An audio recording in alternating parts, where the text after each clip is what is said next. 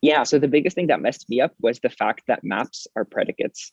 And I was just like spending the entire morning thinking about that. Why though?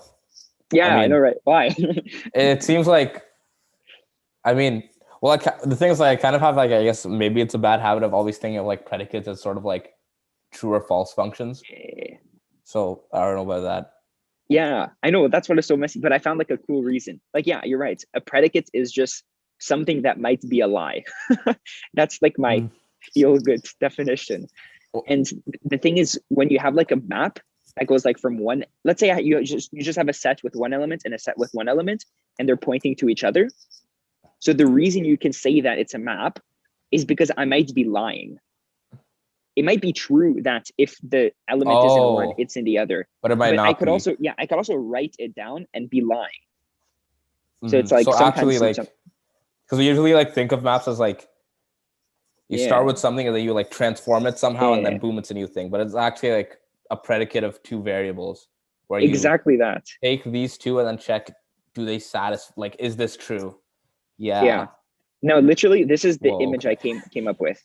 So normally you have like, actually, I don't know, I'm drawing a circle. That's a bad one. You have like A and then B, and then A points to B, and that's like your map.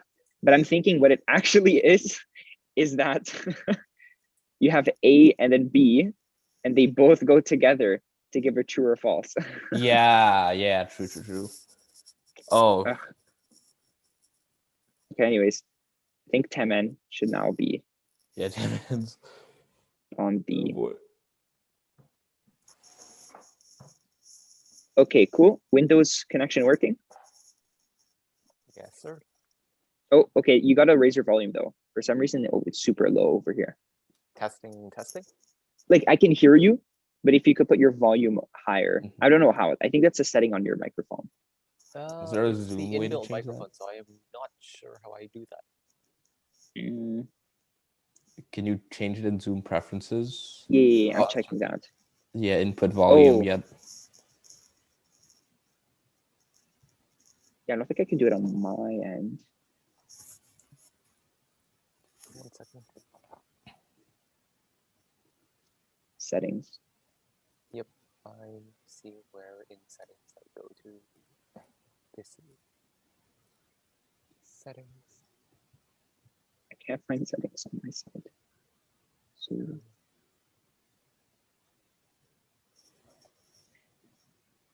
okay, anyways. Yeah, so I think we're good to get started as soon as your microphone works. Or at least we can hear. It's still the same volume? Do you think you can make it a little higher? 1 second.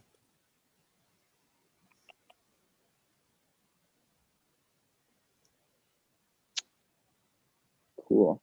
You have niche on your end. You said you were confused before coming. Oh yeah. Basically everything related to the, well, no, not everything. It's kind of, yeah, it's a lot of like the ending stuff about constructing. I think I kind of followed up to like constructing naturals and then kind of constructing integers, but then I don't know. So I started getting confused. I think it's just a bad mic because the settings saying it's at maximum right now. Okay, good. For now, it feels better. Like I can definitely hear you more than before, a little bit. Placebo. Maybe, yeah. Could be. But yeah, before we start, to explain the situation. So Dixon's coming, I don't know, like in a few minutes, I believe. He's got a call that he's ending right now. Adar and Lana has a dentist appointment and Adar can't come, but I'm having a one-on-one with them like in a few days. So that way they can join us back the week after. And Frederick, I don't know, he might pop in, he might not. He's not exactly, yeah, he doesn't, I don't know, he's not really quick at answering his emails, but that's okay. What about Pavan? Because I noticed that he wasn't here last time and I kind of like forgot. Yeah, he said he wasn't down to do it. So I don't know. Yeah, that's too bad.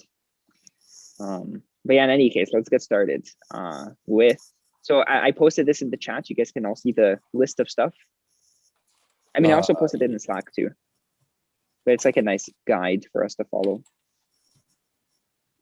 Yeah, I can see it. Okay, cool. So how about Avnish, you get us started with what's a space? Whoa, okay. A space. So he said that a space is usually meant to be some set equipped with some sort of structure. Mhm. And I guess I'm not really sure what a structure is. I guess a structure is sort of like a collection of maps, kind of, that you can do. Okay. I'm not really, because like if you think of, actually, wait a second. Are like the real numbers a set or are they a space? Because now I'm starting to question my understanding. I think the real numbers by themselves are a set. But then, like, wouldn't the like ability to do addition on them like imply that it's a structure or a space? Whoa, Because- but when you, okay. If I give you the real numbers, I haven't given you any addition. Like, oh my God, there was a really funny example of this. It's like if you take the real numbers, you put them up in a blender, you blend the blender, then you come up with some powder, you like mash the powder, and then I give that to you. And like, these are your real numbers. It's like, those are your real numbers. There is no implied order with the real numbers. It's just numbers. Like the same way that the order doesn't matter in sets, the order doesn't matter in real numbers. It's just a powder. Like, it doesn't matter. But later on, you're right that if you were to equip it with a plus, boom, that's structure. So the real numbers with a plus and with a multiplication, that's not the real numbers anymore. That's the real numbers equipped with a structure. Cool. Okay. And then in like the case of, I guess sort of jumping ahead, but maybe like vector spaces, the Yeah, ability that's to do stuff like add them. So actually, then in that case, would like the axioms like relating to vector spaces, would those be like equipping vector spaces with structure? oh shit. I think you might be. I'm not sure. Because on one hand, I can define addition in a really messed up way, and that can still be a vector space. Like, you know what the axioms, for example, restrict what addition can be. Like, for example, addition has to be associative or whatever. And I forgot the other one. So it's like a level of abstraction on top of that. Okay. Well, I mean, I guess that's in general like what a space is. It's like a set that you can do stuff with. Yeah, exactly. Equipped with a structure. Yeah, exactly. Like, do stuff with. Like later on, yeah, you're right, with a vector space. That's why it's called a space, literally a vector space. Hey, Dixon. Here, do you want to re-explain what we just went through to Dixon? Yeah, I mean, I guess I basically just said like a space is a set with some sort of structure, and a structure is basically defines like it's a set, and you can do stuff with the elements of that set. So you can you have certain maps that you are allowed to apply to the elements of that set, I guess. So like for the real numbers, like real numbers by themselves are a set. Like you can't really do anything with them until you apply until you provide a structure like addition. And that if you have like the real numbers equipped with addition, that's a structure. That's a space. Mm-hmm. Yeah. How about this, Dixon? Do you want to explain what a space is? And then how are sets? And apparently sets are a space. How is that true? Those two questions. Wait, what? Yeah. I don't remember. Like, I watched it like literally an hour and a half ago, and I think I just literally forgot about that part. I only remember like the meta structures of it, so I don't remember that. Yeah. How about Wait. this? So oh yeah. If you say that if you say that sets are structures. Yeah. Or no, it's a space. Set is a space. If sets are a space, then doesn't that mean that the real numbers are a space then? Yeah, fair point. But the point is that it's a space without structure. Then it's a set. That's what a set is. Like you're equipping. Oh, you're just like changing the like set. order. It's No, like you're equipping a set with nothing. You're literally equipping it with nothing. But that counts apparently. Wait, what? Okay, wait, no. Wait, I don't remember him saying though that like a set is a space. Did he say that? Mm-hmm. It's a space without any structure. It's like the first level. In the same way that propositional logic is doesn't have any axioms, but it's still a system of proof. You can just have, yeah, like a set without any structure. And by the way, Dixon, for reference, what we're talking about is with spaces. Basically, like later on, everything, like you've already played with spaces without realizing it, with vector spaces, for example. And literally what it is it's just a set. So for example, with vector spaces, it's the real numbers, which is a set by itself. A set is nothing. Like it is just there. Like if I give you the real numbers, there is no order with the real numbers. And the example I gave to Avnish is if I give you the real numbers and then I put it in a blender, I blend it up, and then I like make a powder out of it, and then like, here you go, that's your real numbers. Like those are still real numbers, even though they're all messed up and there's no order with them. But if I equip like a plus sign, then maybe an ordering and maybe like a multiplication, then you now have a set equipped with a structure, and that becomes a space that you can play around and do stuff in. That was the analogy that we came up with. And then, yeah, how sets are a space. They're just a set, but with no structure. So you can still play around with just sets in the same way that you can play with propositional logic with no axioms. So next up is, what is a map? Oh boy. Taman, do you want to explain this one? Sure. So a map is just a relation from one structure into another.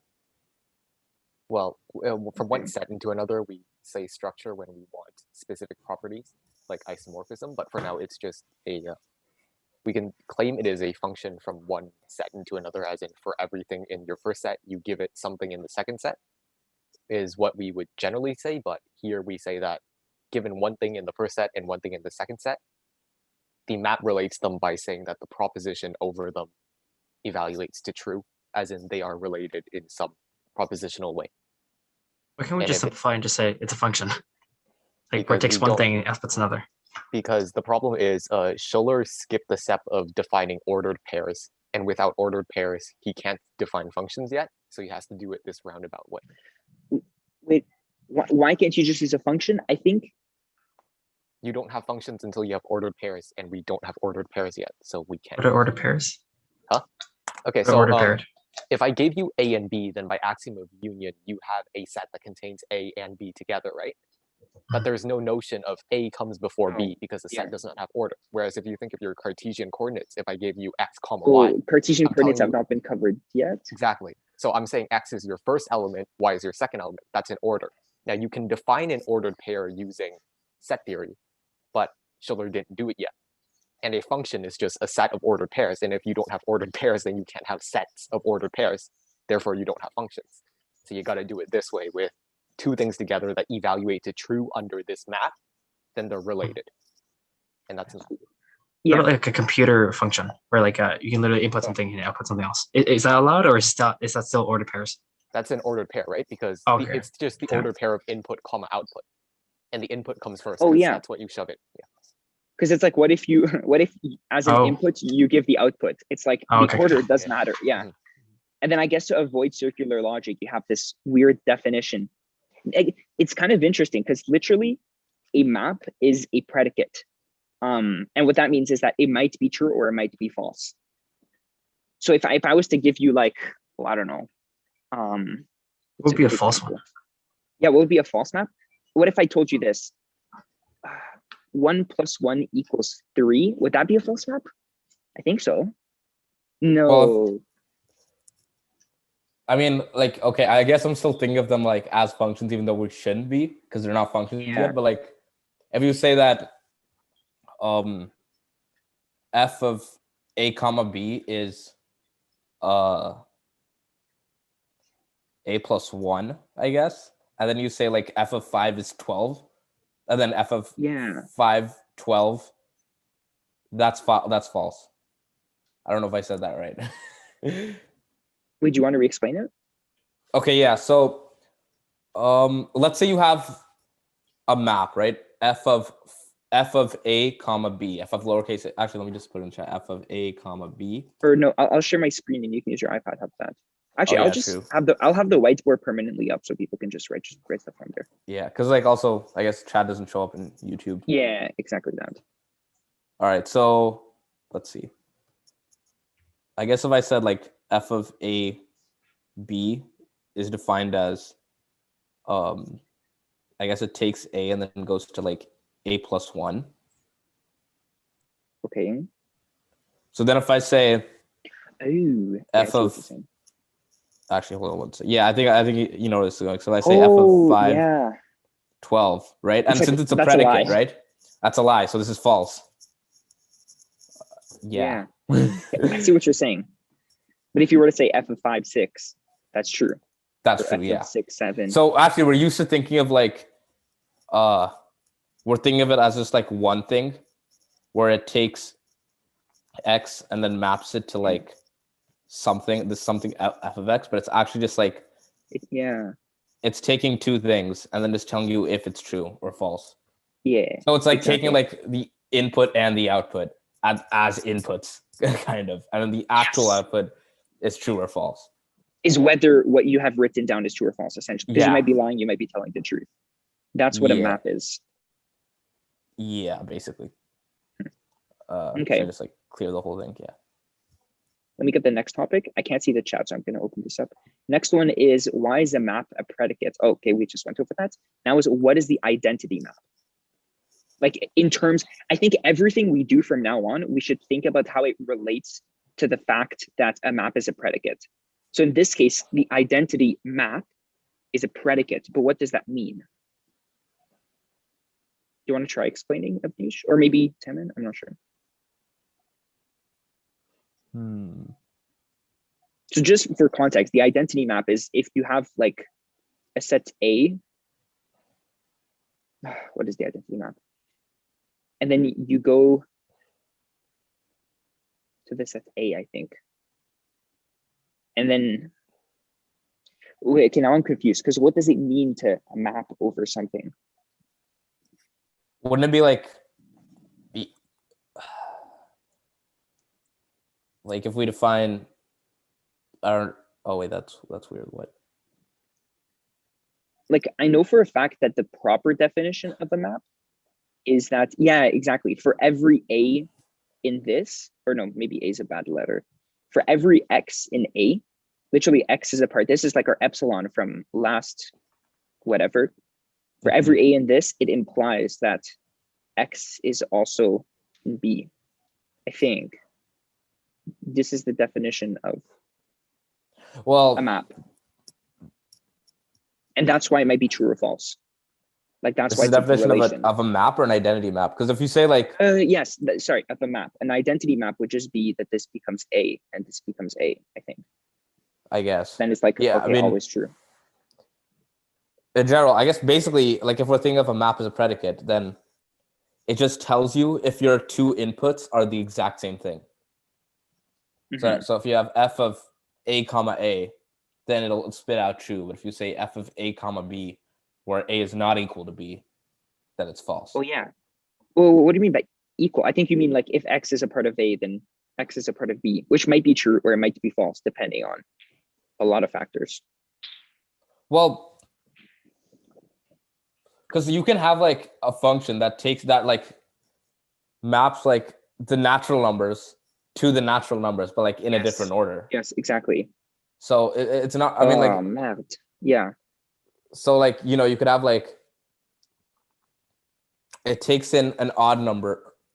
It takes in like a natural number. And doubles it or something. And then like, something like that.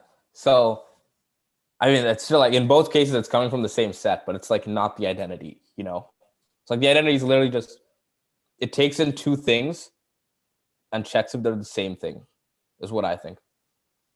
It takes two things and checks if they're the same thing.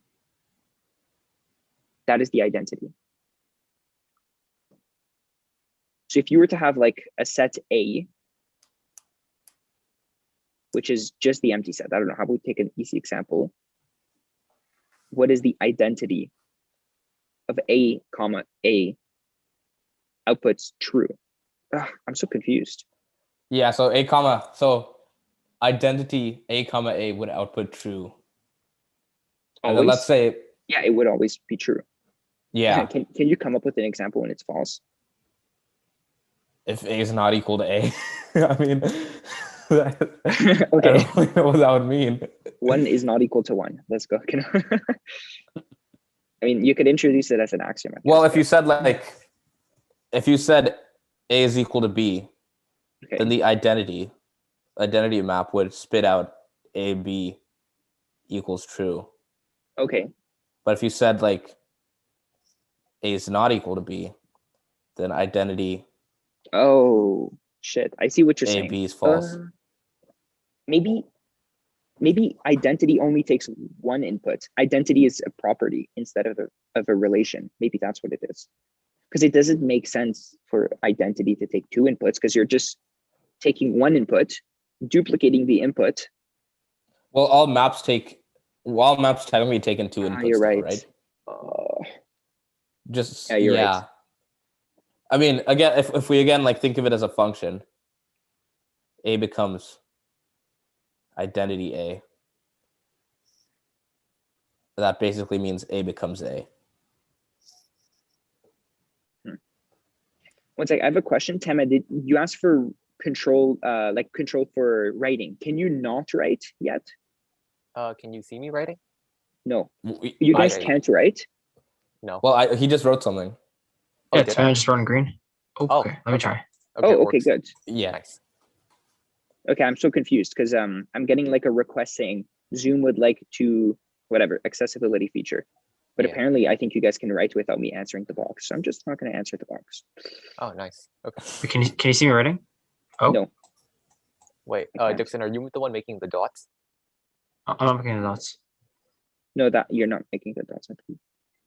Okay, are you under annotate, Dixon? Oh yeah, you might have to click draw. Wait, where? So go to the view options at the top, then click the annotate. It's right under request remote control. Oh, okay.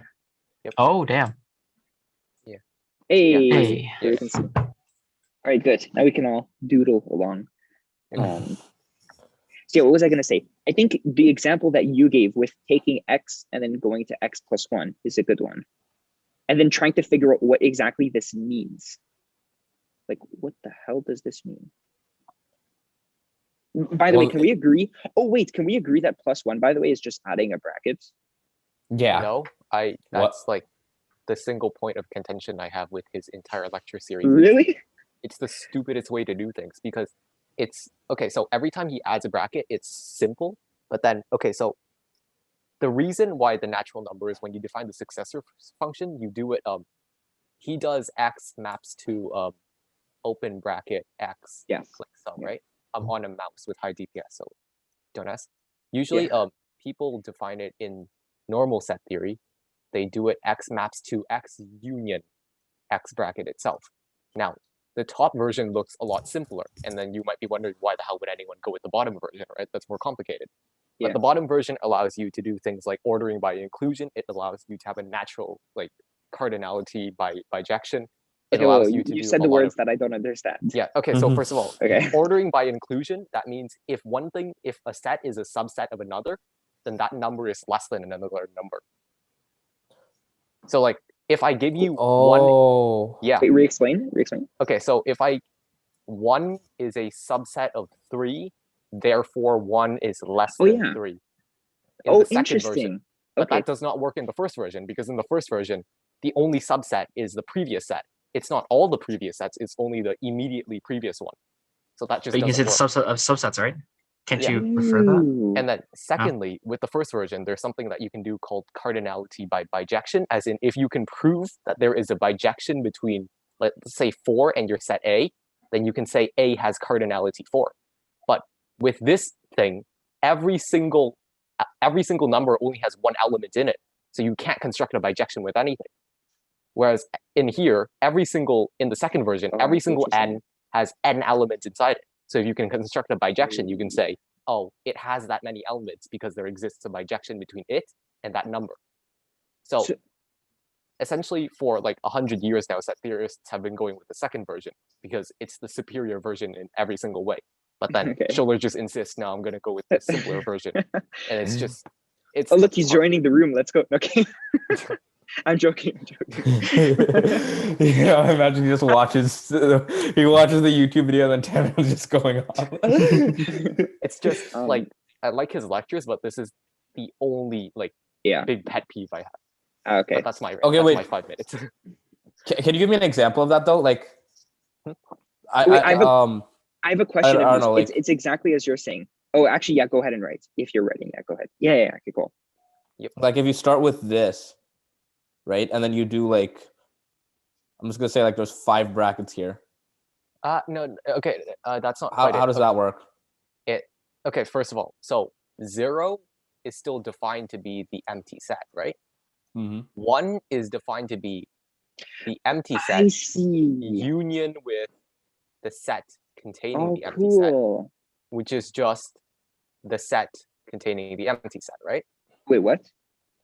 Yeah, because Are you sure? the union of a set, because there's Oh, with nothing in the nothing. first. Now 2 is defined to be no, yeah, Oh. no. But- 2 oh, is no. defined to be, yeah, you have to take the previous number. So Like that's- number 1. Okay. So I see. that's the number 1 union with the set containing the number 1, right? Okay, I see. So this But is what does that give you? so that will give you this. It's the set containing 0 and 1. Okay, I 2 see. is the set containing 0 and 1. Then 3 will be the see. set containing 0, 1, and 2. And 4 will be the set containing 0, 1, 2, and 3. Oh. And Okay, I see.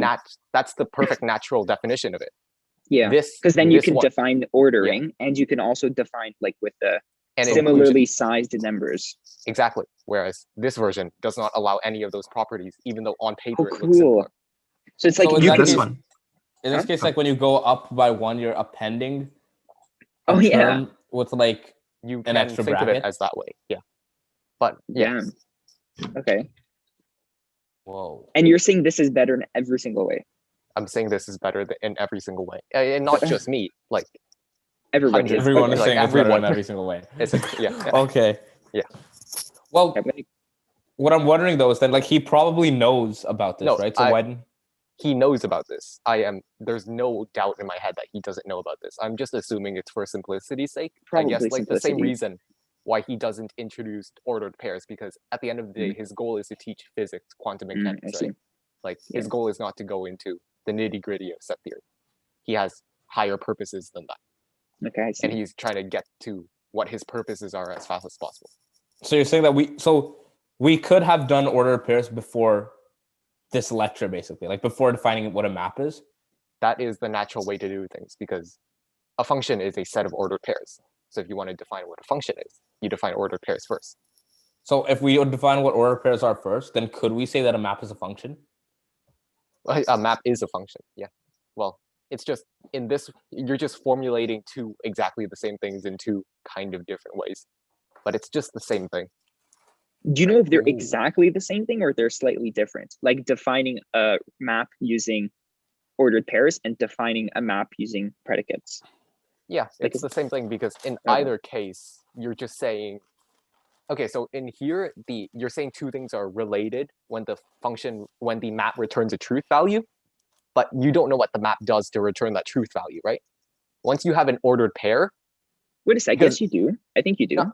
not really, because the map takes in two things, and then it does something and it gives you true or false, Yeah. right? And then if it gives you true, you're like, cool, they're related.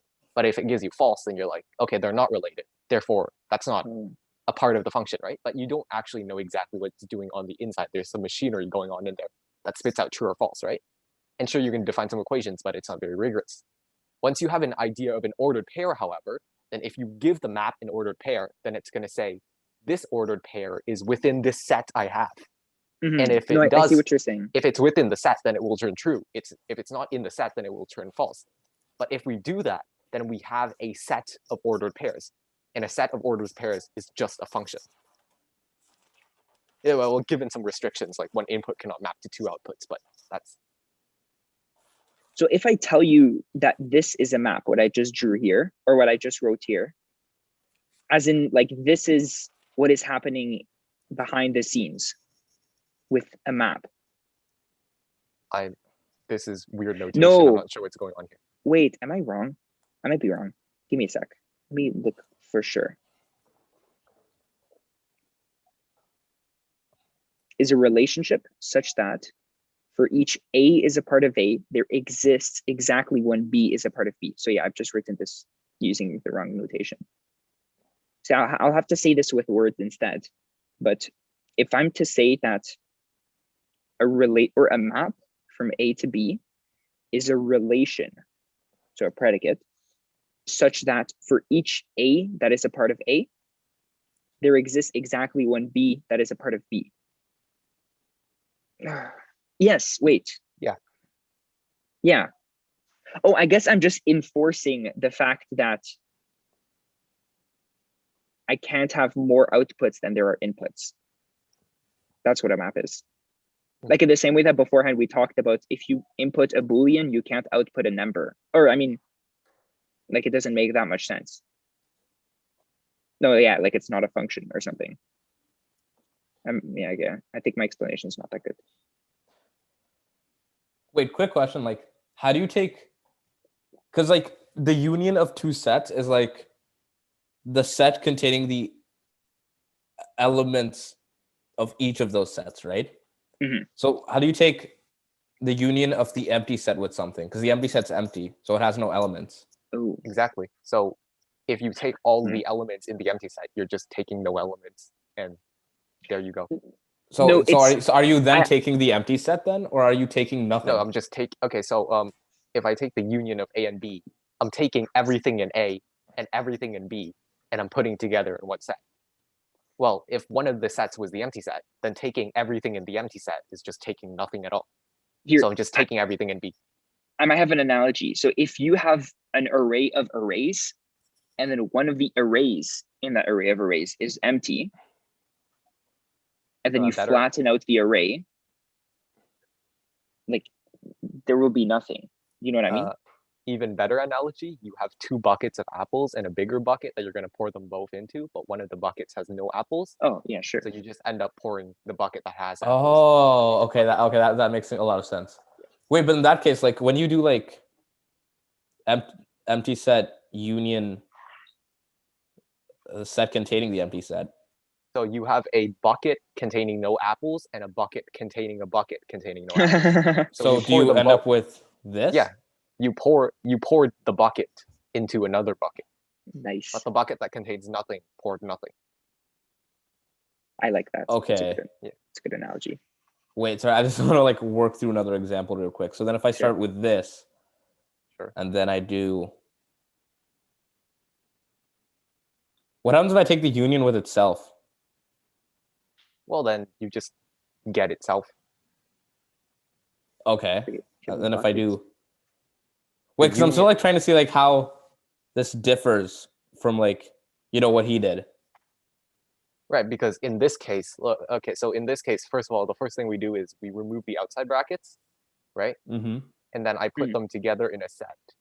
But your empty set is just nothing at all, right? Well, no, sorry, that's a lie. That's a lie. You get this, and then you get this. So now this is your number 2, right? Oh, so this is the number 2, but the number 2 contains 0 and 1 inside of it. And if you have if you want to make number 3, then you do number 3 equals 0, 1, 2. So now, how do you know that 2 is less than 3? Because 2 is inside 3. But how do you know that 0 is less than 3? Because 0 is also inside 3. Same with 1. I see. And you go Which you can't do otherwise. And that is like one of the many, many nice properties of doing it this way. There's so many more. Whereas the other one just has no nice properties at all, apart from it's very short on paper. Wait, but it kind of seems like that this isn't that complicated though. Like he could have totally done this. No, like it's not complicated at all, which is why that's my pet peeve. Okay, I see. Like, Okay. I have a question. Wait, if so, A union A results in A, right? Yes. Okay, so if A is equal to this guy, but then if you look at over here, like A is the output, so it's this guy. This guy's also A. Then this guy is different. Yeah, this guy's not A. But then, this guy yields this guy because they yield the same thing. Therefore, 0 is 1. No, I don't know. No. A union A equals. Okay, so A union A equals A is a true statement, but B union A equals might be false. implies that B equals A is not a true statement. I see. Okay. Like, okay, makes sense. All right, next up in the list we have, what does it mean to classify a space with maps? And I can try explaining this one. So the entire title of the lecture is like classification of sets. And I used to think like, why do you need maps to classify sets? And the analogy I came up with is, suppose I gave you the map, A is of the same political opinion as B. That is my map. And it's a predicate because it has an A and a B. It hasn't been decided as true or false yet. Like, think of what I just said. A has the same political opinion as B. And then suppose I have a big set now, like the population of the US. And then for each person in the population of the US, I apply the predicate. And then you can form groups. So for example, you'll have the Republicans as a group, because one member of the Republican will have the same opinion as the other guy in the Republican. Then you have the Democrats as another group because, okay, again, they share the same opinion. You can obviously be more specific. Maybe you'll have like a third group, fourth group. Doesn't matter how you divide it. And that's how you classify this big set into smaller sets. And the idea later on is that instead of dealing with every single human being that is inside this massive set, you'll just only deal with the political parties. And that's a lot simpler in some cases. So that's what it means to classify sets. We're going to just do like one representative of each party because they're equal to everyone else. I mean, in reality, that's not really true because, you know, two Republicans might have different Democrats, whatever. But yeah, in idealist land, yeah, you can just use a representative. Next topic. Okay, this one's more of just a brute force definition, but yeah, what is a domain, a target, and an image? Everybody knows that, or? I mean, it's the domain is like the set of inputs. The target is the set of, well, no, because technically if you think about it, the outputs are just true or false. So the domain is like the first parameter and like the target is the second parameter. Yeah. And you check if the first one maps to the second one in the way that we've described. And the image is just, okay. Oh yeah. The image is, okay, wait, I'm looking at this now and I'm like, wait, what? I think the image is that right now we've been under the assumption that the first set is the same size as the second set in a map, but that's not necessarily the case. When they do happen to be the same size, like the first guy and the second guy, then that's called like a bijection, I believe, or maybe even isomorphism. But you can have different sized ones. So for example, if the second one is bigger than the first one, then all of the guys here will point to somebody here. And so a subset of the guys here will be true. Wait, can the second one be bigger than the first one? Or because I'm pretty sure like only the first one can be bigger than the second. Like the domain can be bigger than the target, but the target cannot be bigger than the domain. Think about it. I in terms of programming, if you have as an input real numbers, so like 0.1, 0.2, whatever, and you have as an output an integer. Does that make sense? That's fine. Yeah, that's fine. Oh yeah, shit, you're right, because this one's bigger than that one. You're right. Because if you have as an input integers and it outputs. Well, the thing is, like, if you input integers and you output reals, you can only output certain reals. You can't output all the reals because then you'd have like. Yes, exactly. Yeah. And that's the image. Okay. Like if you have this. So the image is just the exact. Wait, then how's the image different from the target? Sorry. Yeah, how's no, the it's image like different from the target? It's like if I'm casting a shadow on concrete on a big concrete floor, the entire concrete floor would be the target, but my shadow would be the image. Like only the part that you use of the target is the image. Really? I think it's a pretty good example or a pretty good definition. Because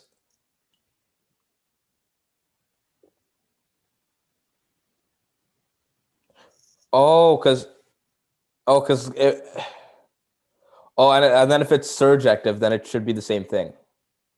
Then the image and the target would be the same. Is that correct? Because like Okay, because like it's possible for the target, for some example of the target to be left out. So surjective means that nothing in the target set is left out. So it's non-surjective. Then the image is actually the set of all possible outputs. I think that's the target. The image is the set of outputs that actually get touched. Yeah, okay. The image is the set of outputs that actually get touched, and then the target is just like the target contains the then the target contains the image. Is that correct? Yes, I think so. Yes. The target is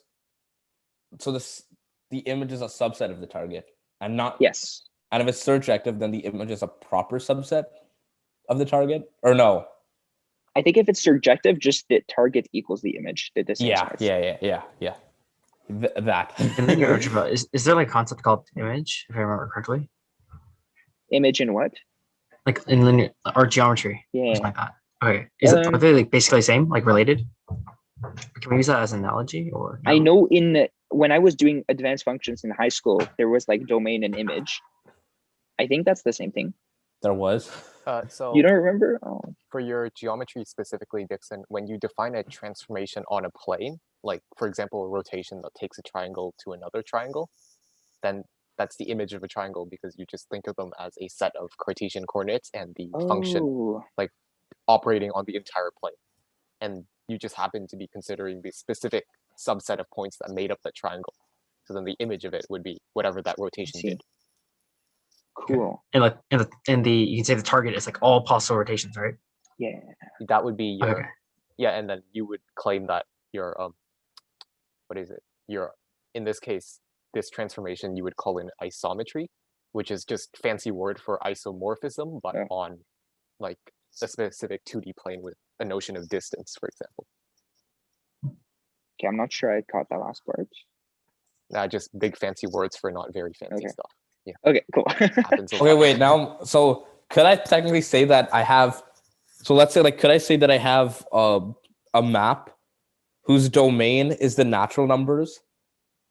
And, okay, so let's say, like, I have this map, right? Like, this map that does, so I'll do that, and then I'll say that A maps to 2A. So then I guess I would say, like, actually, no, I don't want to do that. Never mind. So A maps to 2A, right? And then could I say that, so the domain, could I say that the domain, no, what am I thinking? Wait, why does your thing take in two variables? It's a map, right? So isn't a map like a predicate? So like, and then it spits out true or false?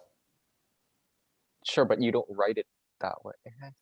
True. Wait, how you say A is out the input, B is output, and then they say if it's actually true. No, it's more like just use normal function notation, but pretend in the back of your head, think like, oh, I'm just let's do that. Yeah. Honestly, I'm just gonna like hold up. I'm just gonna say like f of A. Oh, sorry. I cleared. No, it's okay. It's okay. Just leave it gone. F of A equals 2A. Sure. And then I'll say like the domain is the set of natural numbers. Could I say that the target is the set of real numbers? What? No. Oh, yeah. No, but you can't. Wait. Oh. What if you want to be like really pedantic? Like you want to be stupid and you want to because here's what I'm like trying to say, like, because the image, because like if the target is the set of all possible, but the image is what actually happens. No, but you really just can't, because the natural numbers it's literally aren't actually real numbers. You can embed the natural numbers in real numbers. Like you can find some objects that can be defined as a copy, but it's just they're not the same type of object. That's what the thing later on. Yeah, I see. Oh, okay. Whoa. Okay. But what if, as a part of inside the function, you cast the natural numbers to real numbers? Then that would be fine.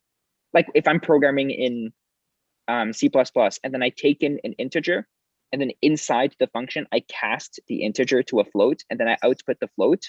The float is always going to be like an integer number, but the target is still going to be the real numbers, I think. Sure, but you're just gonna have to change up your definition because you can't multiply a natural number by 2 and get a real number. You'll have to do something. Yeah, for points. Probably a little bit fancier than that. yes. Yeah.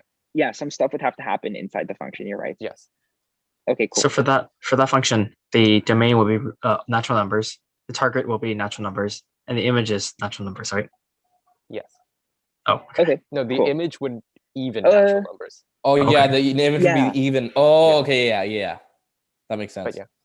But then Okay, could I cool. say, well, could I also say that the target is like the natural numbers and the first 10 odd numbers, but like the actual image is still the only the natural, like the even natural numbers? Oh, Like, is that I think I can say it? Because like if the image is just contained within the target, then is that allowed?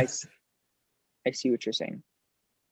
I think what you do is you pretend the function didn't have something on the inside, like it didn't have an a goes to 2a, and it just takes the inputs and the outputs to different sets. I'm not sure. What? Yeah, I don't know. So wait, you want to repeat your question? Yeah, so like if I say, I don't know, like f of a, that's about a, f of a equals 2a. Yeah. And then I say like, and then I say like the domain is natural numbers. That's a D. And and then like the image, I'm not gonna write properly, but it's gonna be like even natural numbers. Sure. I think that's just 2n you can do. Yeah, basically. Then could I say that the target Is also even? Is even natural numbers, as well as, actually, I don't know if this is the proper way to write it, but like the even natural numbers, oh, that's an eraser, whoops. Along with 3, 5, 7, 9. Oh my God. I see what you're trying to say. Wait, why? Yeah, it just feels very pedantic for no reason. You well, could do yeah, but like I could guess you do that? Because in that case, like, couldn't you just say that could you just like make the image the same as the target, or like make the target the same as the image? Because when you say the target is the natural numbers, aren't you including things that aren't actually? Yeah. I mean, think back to functions, right? In, I guess, functions class, no one says that f of x equals 1 over x is a function from the real numbers to the real numbers not including 0. We just say it's a function from r to r, because any more than that, it's just pedantic, right? True. Like, so I guess you could if you wanted to, but it's like weird. But you don't want to. If you want to, then go for it. But yeah. So that's basically like theoretically yes, but like why would you do that? Yeah. Is that exactly? Okay. Okay. That's what it. Yeah. Also, I can't make that f go away. Oh really? Yeah. Boom! It is now gone. Okay. Cool. Cast to the abyss. Next up is injective, surjective, and bijective. Dixon, do you want to try explaining this one? I know bijective. Bijective is like A maps to B, and like the B also maps to A, such that there's only one A and one B. Right? Okay. So like in practice, they end up having the same amount in both, pretty much. Yes. Well, I mean, I guess more like B could map to A. Like there exists a map that could map B to A. It's not necessarily. So you can do an inverse of it. Yeah, like there could be an inverse. You think maybe because I know this is a property, like this is a property of a bijection, but you're defining the bijection in terms of a property, which I mean, I guess you could. Basically, surjective is like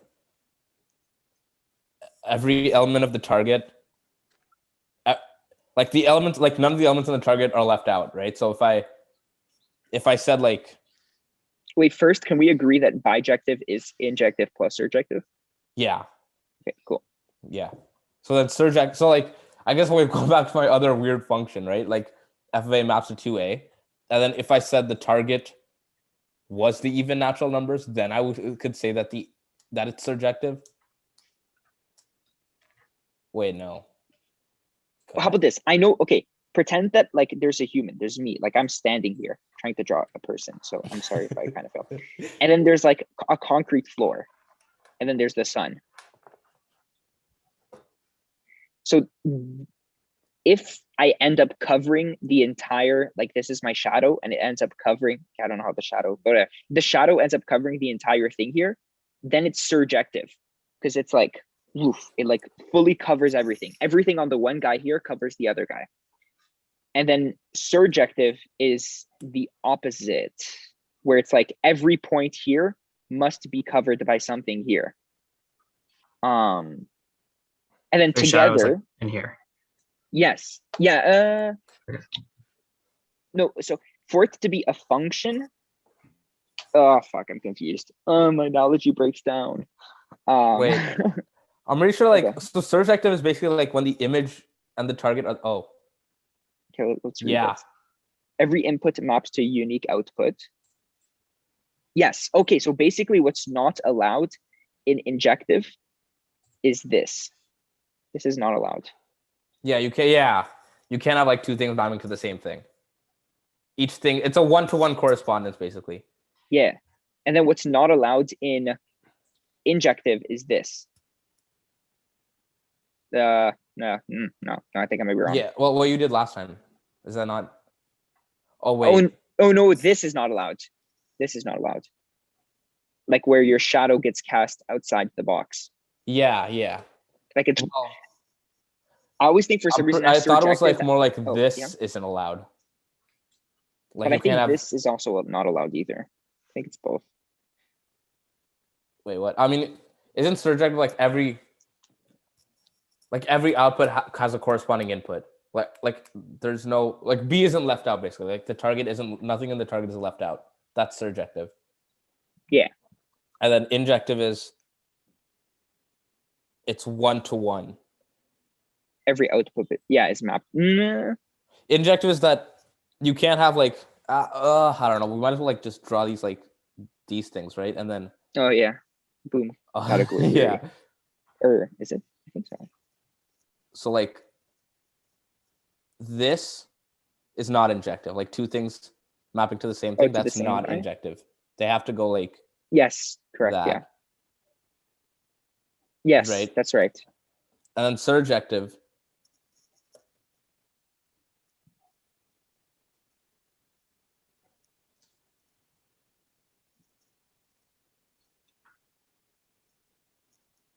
In surjective, I guess this is not allowed. Like you have this one thing left out. Mhm. Surjective for all X in B, there exists A in A. Yeah. Sure, Yeah, basically. Yeah. Okay. I think we I got it. think- And then like bijective is basically a perfect one-to-one mapping. Yes, exactly. And I think that's the most important one. That ends up being like the most used. Yeah. Um, So yeah, it's not that it's simple basically. yes. As long as you only think of bijection. I mean, I guess even inject. I always get them messed up though for some reason. But anyways, next up is isomorphic, and why does it matter? So what is an isomorphism? Pretty sure it's just a bijection, no? No? Careful. Oh shit. Okay, am I so- wrong? If there exists a bijection. So, Oh yes, yeah, Oh, two set. set. It's a property. It's a property of sets. Oh, What? damn, it's freaking out. What's going on? Okay, so for sets, a bijection is an isomorphism. So an isomorphism is a type of bijection that preserves structures. So preserve structures here is really vague, but you can imagine, for example, if I have two partially ordered sets, their structure between them, both of them have a structure which is the order in which the elements are, right? And I can say, for example, an isomorphism from one to the other is a bijection such that if in the first set, A is less than B, then in the second set, f of A is also less than f of B. That is, your function respects the operations, right? Oh. So now, the thing is, on your set, you have no operations. you have no structure. So therefore, all bijections are isomorphisms. Okay, because a set has like no structure, but on things with structure, they Interesting. are different concepts. That's great. Okay, that's actually amazing. I did not think of that explanation. Okay. I like Yeah, it a lot. that basically explains everything. Okay, cool. Next up is get the list here. Oh yeah, so finite sets and infinite sets, and what it means to classify them. So like, what is an infinite set, pretty much? I can explain this. Cool. Or maybe Evanish, do you want to go and explain it? Sure. I mean, it's so a set is infinite if there exists a proper subset, meaning like it's a subset and it's not equal to. So actually, yeah. So it's if there exists a proper subset Wi-Fi. that is Sorry, bro. isomorphic.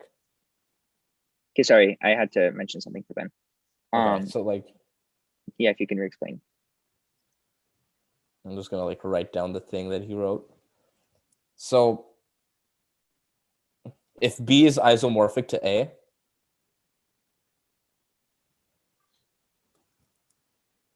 then A is infinite. Okay, yeah. So if a subset is isomorphic to the big guy, then A is infinite, basically. Yeah, I don't know. But do you see why? Yeah, because like, if you have the set 1, 2, 3, 4, right? And then a proper subset would be 1, 2, right? You can't map that because this always has less elements than this. So you can't do like a one-to-one mapping. But if it's infinite, then you can, kind of. Yes, exactly. Yeah, I see what you mean. Yeah. Like it's definitely false if the set is not. Yeah, it's definitely false if it's finite, and then if it's infinite, you're just like, yeah, they're both infinite. I don't know, like basically like that. Cool. Taman, do you want to explain countable?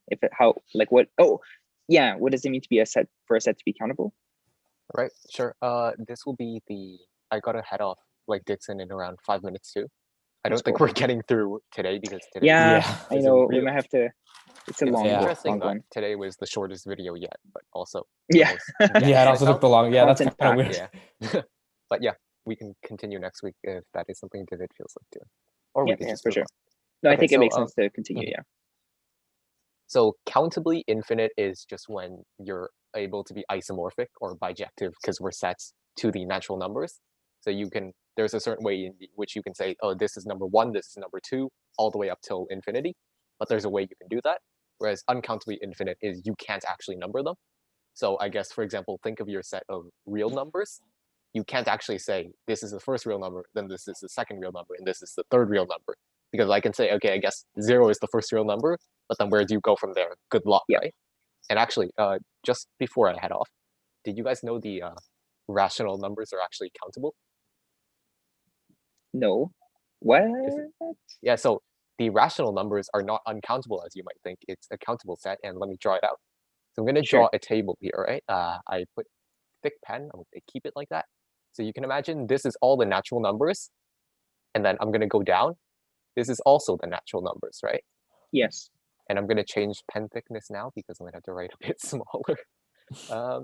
So now this is 1 over 1, and we're going to do this is 1 over 2, and this is 1 over 3, and this is 1 over 4, right? Yeah. Now in my second row, I'm going to do 2 over 1, 2 over 2. Oh, that's pretty cool. And you can see how I do it like that's this, funny. right?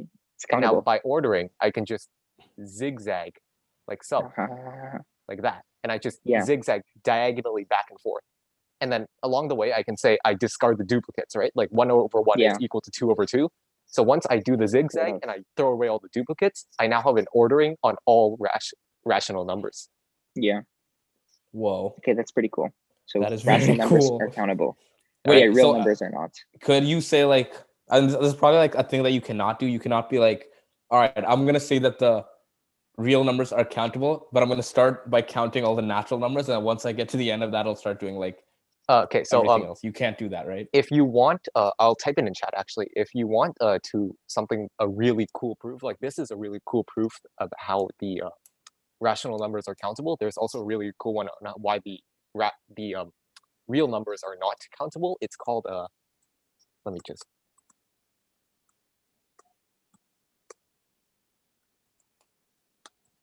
And so it's called Cantor's diagonalization argument. It's think like Russell's paradox level of famous. Like, it's an argument that's easy to understand, and yet it just proves something pretty fundamental, and you can search that up later. Okay, cool. Whoa. Okay. All right. Cool. All right. This was really fun. See you guys next week. Yeah, see you yeah. next week.